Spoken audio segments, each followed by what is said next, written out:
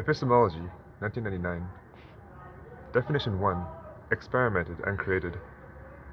Definition 2. Know this? You know who robs you of sight. There once was an older girl, a younger woman, who saved me. On her good advice, I quit my job. I gave my notice at summer's end, and Alain set me free from génosité. You can't be kept, mon gars. He patted my shoulder, and we shook hands, a parting between men. Waiting outside, Celine took off her sunglasses and dabbed her eyes. I cleaned my room, fussing over details she fixed sooner and better. The curator was a lovely guest, bringing gifts and Charlotte. We were in bright humor from the change of the season, the shift in the wind. I did well as a host, as a man. I shaved my face, brushed my teeth, wore my shirt, and owned my life. At the old porch, we sat on a bench. She spoke and I learned. I asked, she asked further. We leaned into mystery and tackled the snake, fang and venom, as it was. The questions multiplied, as she said they would. Questions. At the cafe, a glum place for me as a customer.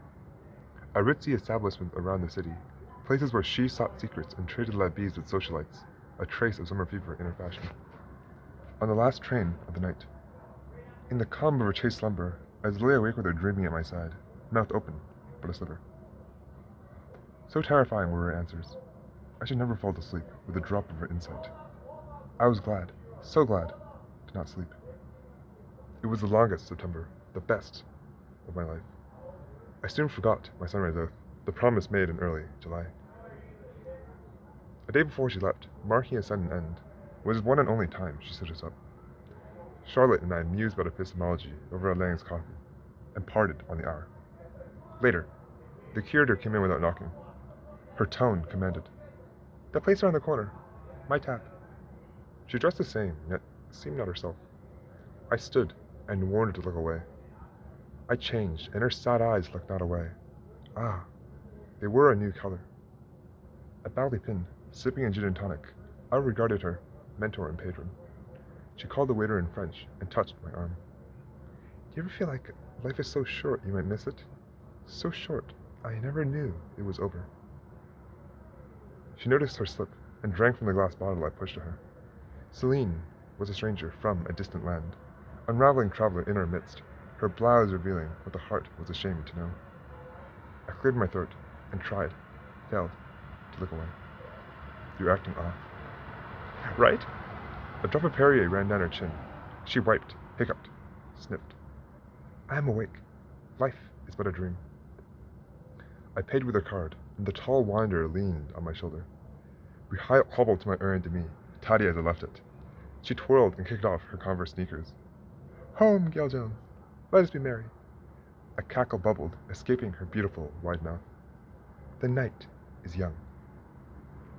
I held her inches from an edge. "Let's calm down. Come, sit." Her embrace threw me off balance. On my bed, collapsed and tangled with me, her whisper betrayed. "Thanks, but no thanks." She was on top, captivating me with frost and fire. She held her ponytail in disdain, narrowing her eyes.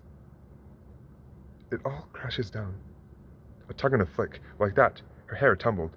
Bleached strands framed the milk rose mask, the royal portrait leaning in. I stared at short lashes, dark roots, perfect teeth. My word to your word, my heart to your heart. My lips, a shy kiss, a brush. J'ai baisé ta bouche. She hummed and let a drop fall. So it is bitter, the taste of love. Is that how it was always meant to be? So halting, soft, and burning? Was that the perfect verse I could not keep, the one I see anew in every dream? I looked away. We should stop. Should we? She sounded sure, yet her legs quivered as I thought of Bambi, of Fawn and Doe, of Louise. I was aroused and awake. I want to stop. Please. Her lips, seductive image, her eyes. When were they ever so young? Those dark gems, free of color contacts, more than the false blue jewels I knew, revealed a maiden, pure and innocent. Celine. I pleaded and knew not for what. But then, she threw up, cupped her mouth. and wept. Meaningless, said the preacher. Meaningless.